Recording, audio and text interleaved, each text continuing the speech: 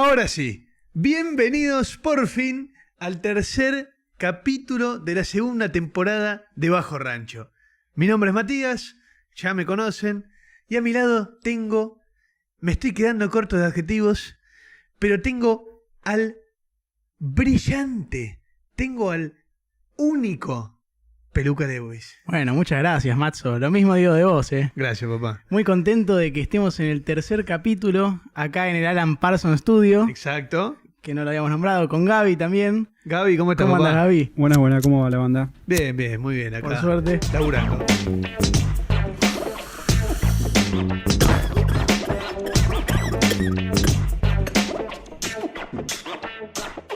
Y hoy hay un capítulo que la verdad a mí personalmente me manijea mucho, porque escuché mucho de esta persona que, bueno, ya lo anunciamos igual, pero vamos a mantener el misterio. El falso misterio. El falso misterio. Pero lo escuché mucho y no sabía su historia, entonces me gustó aprender un poco de cómo se fue formando. Un monstruo. Un monstruo, no voy a decir nada. Totalmente de acuerdo. Pero, primero, agradecerte, Pela, por traer un nuevo aire acondicionado a la sala, al estudio Alan Parsons. Como podrán ver quienes nos están viendo y quienes nos escuchan, tiene una campera de Independiente el pelado. Así que gracias, hace calor. Bueno, voy a omitir tu comentario porque vos sos hincha de Racing y sos un pecho frío bárbaro. Pero bueno, viste, qué sé yo, la paternidad ya está definida, así que no hay mucho que hablar. Pará, las redes. Las redes, bien ahí, bueno, bien ahí. Me acordé. Estamos en Instagram y en Twitter y también en Spotify para que nos quiera escuchar. Es @bajorancho. ¿Y por quién estamos producidos? Eso, nos produce acá Gaby en Las Rocas. @ en Las Rocas. @ en Las Rocas, que bueno, también tienen un podcast que está muy lindo, muy interesante y lo hacen en vivo también. Es en Twitch, en Las Rocas, y en Instagram, en Las Rocas, conté al final, como si fuese podcast. Sí, y otro dato más, que Gaby nos estuvo subiendo los videos a YouTube de los capítulos, los divide en dos partes. Es verdad, así que ahí. nada, el que quiere vernos acá grabando, como hay algunos que lo pueden escuchar por los auriculares, en la calle o en cualquier lado, pero sin así ver cómo estamos. Claro, pueden acá ver. nos pueden ver, exacto, no en vivo, pero cuando lo grabamos. Pueden ver, no sé, el último aire acondicionado flamante. Pueden ver esta. Pueden ver este acá escudito. la sonrisa divina del Peluca. Así que nada, sepan que estamos también en YouTube. Sí. Y ahora sí, ahora estamos sí. en el avión de vuelta. Vamos a esa época que ya hablamos varias veces, que es los 60 en Estados Unidos. Los divinos, los hermosos, los psicodélicos años 60. Una época así también de mucha revolución en la gente, experimentar, las drogas, la sexualidad, muchos temas, pero también conflictos. Y sí, es el momento de esplendor de la Guerra Fría. Guerra Fría, tenemos unos años más adentrados en los 60, la Guerra de Vietnam. No, de hecho arrancan en el 55. Perfecto, unos años menos adentrados en los 60 tenemos la Guerra de Vietnam. Tenemos la Guerra de Vietnam, sí. O sea, años que por un lado eran totalmente revolucionarios y por el otro totalmente bélicos y de paranoia. Con mucha polaridad. Mucha polaridad y paranoia. Pero en estos años, alguien que había nacido unos cuantos años atrás, pero en estos años volvía del servicio militar en Estados Unidos, empezaba a hacerse sonar en la música.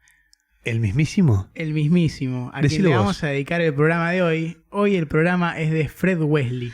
Fred fucking Wesley. El rey. El rey del funk. De y todo, del jazz, porque del funk, del jazz, del soul, del bebop, del hip hop, de todo. El rey del trombón. Sí. Porque a todo esto, Fred Wesley era un trombonista. Y para dejarlos así con esta introducción, me gustaría que escuchen el siguiente tema. Esta me la quedo yo, esta primera canción. Ok, te atreviste, dale. Sí, que es Get Down With Your Battle Self. Me encanta que hayas elegido esa canción para arrancar. Sí, tema ahí de Fred Wesley. ¿En qué álbum, Mati? El Wuda Kuda Yuda. Llévate bien con tu parte mala. Temazo, cómo va presentando la banda y cada uno se manda así como una especie de solo con la base de fondo. Increíble. Está muy bueno lo que suena ahí. Y me suena a los George Clinton, ya llegaremos a eso, pero viste, como dejar correr que cada músico haga lo suyo. Sí, pero bueno, vamos a hablar de los inicios ahora de Fred. Fred Wesley nació el 4 de julio del año 1943, ahí cerca del final de la Segunda Guerra Mundial, ¿o no? Allá, y ya son, ya pasaba, a ver, ¿qué? 60, 80 y pico de años. Sí, ¿O estoy no, y equivocado? sigue vivo. Y sigue vivo el Sigue Freddy. vivo, sí, un Una grande. bestia. En Una bestia. Columbus, Georgia, Estados Unidos. Perfecto, en el estado de Georgia. Igualmente no duró mucho tiempo ahí, que de muy chiquito se mudó a Mobile. No sé Mobile, si- como si fuese el T-Mobile, la empresa de Sí, teléfono. Calculo que se pronuncia así. Y perfecto. En Alabama, Que es ¿no? una ciudad en Alabama, sí, en Alabama. Sweet Home Alabama. Sweet Home Alabama. Y ahí Perfecto. empezó su carrera musical de chico.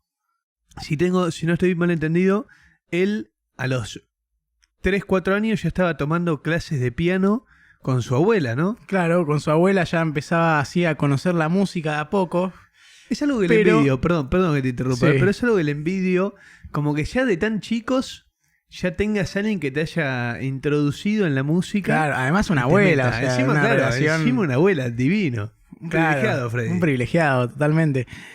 Igualmente, también habría alguien más músico en la familia, que era el padre de él, que era quien lo iba a introducir a las famosas big bands. Que era el estilo un conjunto de músicos yaceros que nada, se juntaban y hacían Claro, tocaban música, como si fuera medio una orquesta, claro. pero de jazz. Y bueno, y también viste jazz, un Todo, poquito de funk. pero bueno, en esa época todavía no funk, eso era 50, soul, un poquito de soul, Claro. jazz, ahí tocando un poquito. ¿Y qué le dice? Empieza a crecer Fred y arranca la trompeta primero, empieza a tocar la Claro. trompeta, le gustaba la trompeta. Sí, pero su padre ahí como que lo guía un poco en el camino y le dice, mirá, va por el lado del trombón. Si querés tocar en mi big band, si querés ser parte, yo necesito un trombonista, le dice.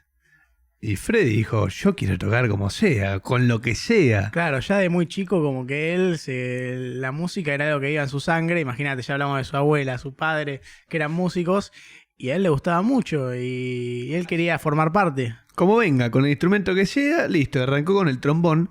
Y no es menor, porque Fred Wesley Ojo, es uno de- arrancó con la trompeta, después claro, se pasó al trombón. arrancó con el trombón cuando le ofrecieron entrar a la banda del padre.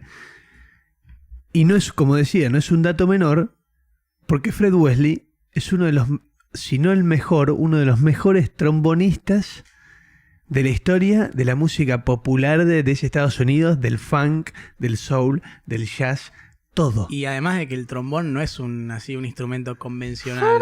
Así, o sea, ¿viste? Largo. Claro, sí, la gente en general como que... yo no conozco a nadie que A toque ver, trombón. yo creo que si es una encuesta callejera y preguntas a la gente cómo luce un trombón, Claro, por ahí ni saben. varios te deben decir, uy, ¿sabés que no sé? Claro, no, sí, es como... No es un convencional. instrumento peculiar. Es Claro, peculiar, es peculiar, es peculiar. Es peculiar. Y arranca él, como justamente tan peculiar que era, el padre necesitaba un trombonista y entra Freddy Y a se tocar metió. el trombón. Y fue así como a los 12 años logró formar parte de su primera banda, que era esta especie de big band. Con el padre. Claro, así el Entró, padre que era docente. Lo logró. Sí, lo logró. Lo logró. Y era docente de la Alabama State University, ¿no? No, él en la escuela ya. El padre estaba en la escuela con la big band. Ah, perfecto. Sí. Y él después de eso se va a estudiar Claro, a la después de Alabama eso, State o University. sea, de acá de los 12 años hacemos un salto. O sea, Él y siempre sí, siguió y sí. tocando y practicando y formando parte. Vendía limonada, dicen. Ah, ¿sí? Sí. Bueno, mira, qué grande. Imagínate comprarte una limonada de Freddy. Eso, Un honor. O sea, tal vez no te diste cuenta, pero después cuando hacías abuelo, vas a decir, yo le compré una limonada a Fred Wesley. Qué lindo se debe sentir, con este mago de la música. Exacto. Pero bueno, ahora saltamos a su época universitaria, sí, en la Alabama State University, donde compartió ahí una temporada con artistas que son conocidos hoy en día. Ike y Tina Turner. Con la mismísima Tina Turner. Y, Muy conocido. Bueno, hay que al parecer era un golpeador medio sucio, pero bueno, Fred ajeno a eso, Fred el tipo más carismático y más lindo que vea. Sí, es un sí. viejo, hoy en día un viejo divino. ¿Qué pasa? Arranca a tocar con Ike y Tina Turner, empieza a hacerse un nombre, pero Ahí va, hay un pero. llegó el servicio militar obligatorio. Claro, o sea, ¿Qué estamos hablando? O sea, él nació en el 43, estamos 18 hablando años. el 65, ponele 66, Ahí, cuando él hace el 65, servicio 66, militar. Claro, bueno, ahí. Y era primero obligatorio y como dijimos, época de guerra de Vietnam. ¿Entendés? Gracias a quien sea, Fred no fue a la guerra. No fue a la guerra. Y también en el servicio militar él se siguió desarrollando en la música. Él ahí es donde dice que aprendió más que nada a tocar Exacto, el trombón, ¿o no? Él era el líder de la banda de la Armada, ¿entendés? Fue pillo, dijo, bueno, me mandan a la Armada, vamos a hacerla bien y vamos a ser director de orquesta de la Big Band de la Armada y aprender de ahí. Y ahí es donde él dice... sacó mucho jugo de eso. Exacto, es donde dice él que verdaderamente aprendió tanto como a tocar el trombón profesionalmente, como a dirigir, y esto es muy importante para el futuro, Sí. a dirigir un grupo de músicos. Una especie de Big Bang, Exacto, pero una especie ahí de Big Bang. en la Armada. ¿Y por qué es muy importante esto, Pela? ¿Por qué es importante? Contame. Él termina el servicio militar obligatorio. En el 67 en el lo termina. 67. Y al año... Ojo, cuando él vuelve del servicio militar después de aprender todo esto y de masterizar sus conocimientos en la música, digamos, él Profesionalizarse. profesionalizarse y dice, bueno, me quiero dedicar a la música. Esto es lo mío y quiero seguir por este camino. Me parece bien. Y ahí va, ¿qué es lo que hace un año después? Él primero empieza un proyecto llamado The Master Sound Sí. de Rhythm and Blues, que es algo que hablamos hace unos capítulos, y esto llama la atención de la eminencia De un en ese grosso. momento del soul y del Rhythm and Blues. Que le dedicamos un capítulo. Fucking James Brown. James Brown. O sea, la bestia del funk. Un grande, el de los más conocidos en el momento de esa movida. Y en el capítulo del funk, en aquel capítulo, que si no me equivoco fue el 6º de la primera temporada, Sí.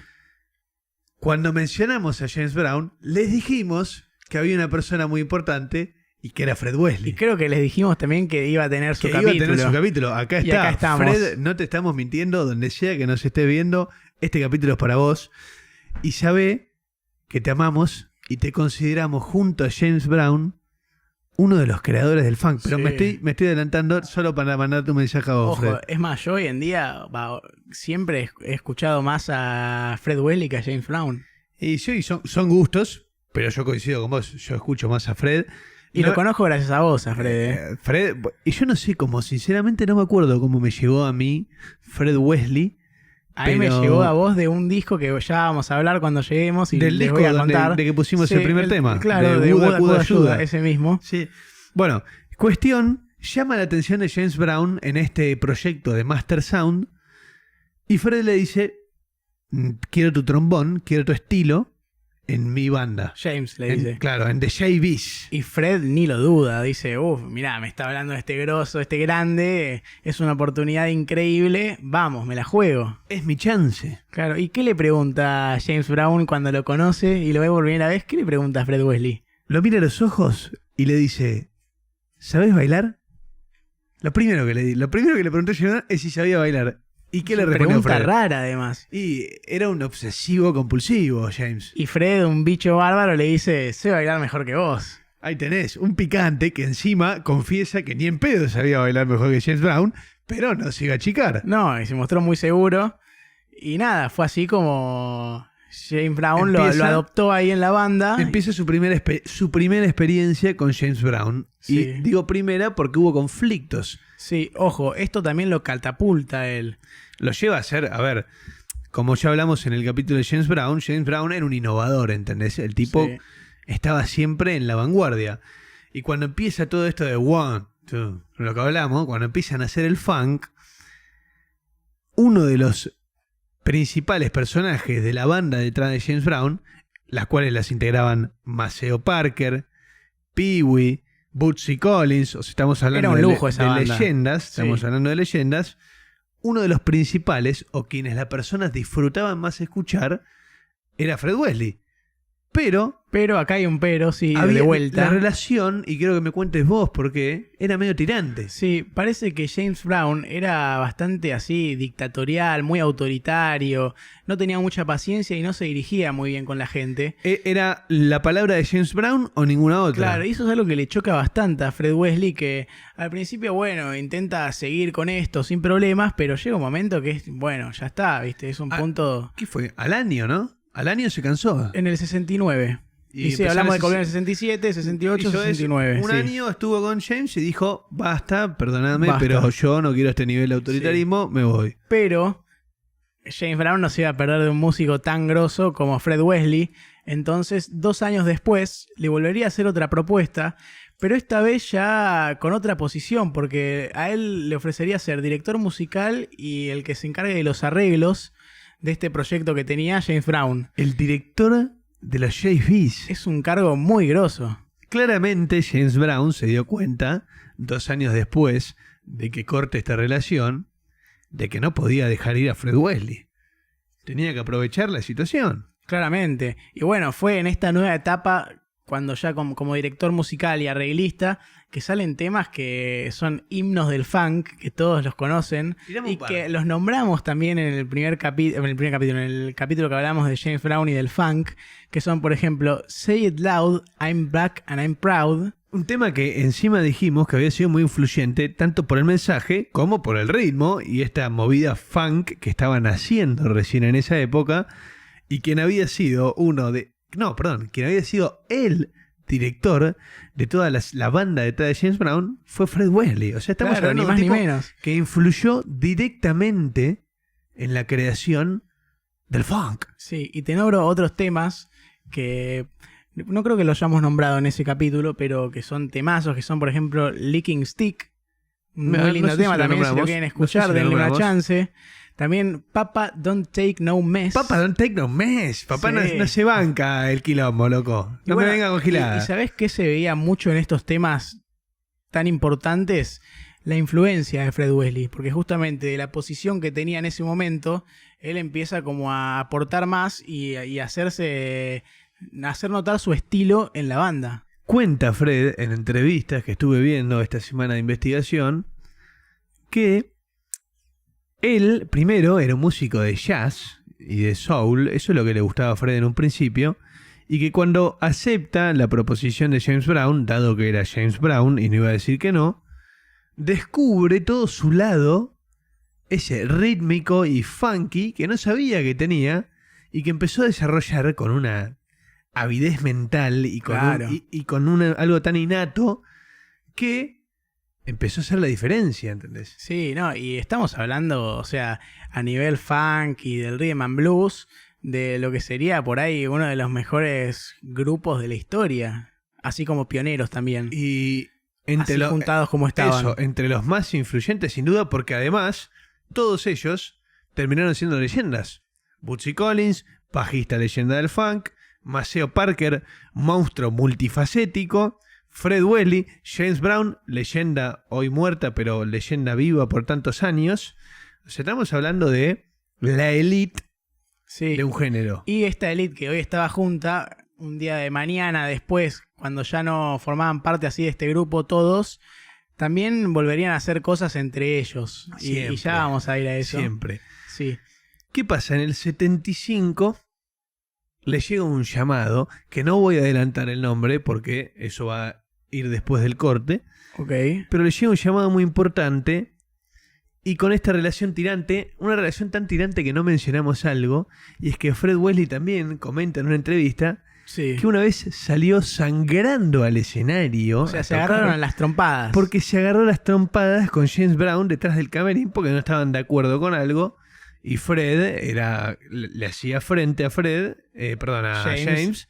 Y bueno, se fueron a los bifes, parece. Es que sí, era bravísimo. Bravísimo. Y bueno, pero a todo esto, Fred reconoce que James, en su autoritarismo, era un genio. Claro, era un músico de la puta madre. Estaba atento al vestuario, estaba atento a cómo bailaban, estaba atento a lo que tocaban, estaba atento a todo. Estaba en todos lados James Brown. Sí, no, bueno, y no por eso fue es más, es a quien se le atribuye el fundar este género. Exacto. Cuando tenía en verdad atrás un montón de músicos de la puta madre, que son los que estamos nombrando ahora, que también formaron parte de eso, de ser los pioneros en el género. Pero una parte fundamental, la rítmica, la completamente rítmica. Es que James Brown no hubiera sido James Brown sin ellos, sin la banda, sí. Escúchame, hay algo que se me vino a la cabeza, un paralelismo entre James Brown, medio autoritario y estando en todo, con Roger Waters.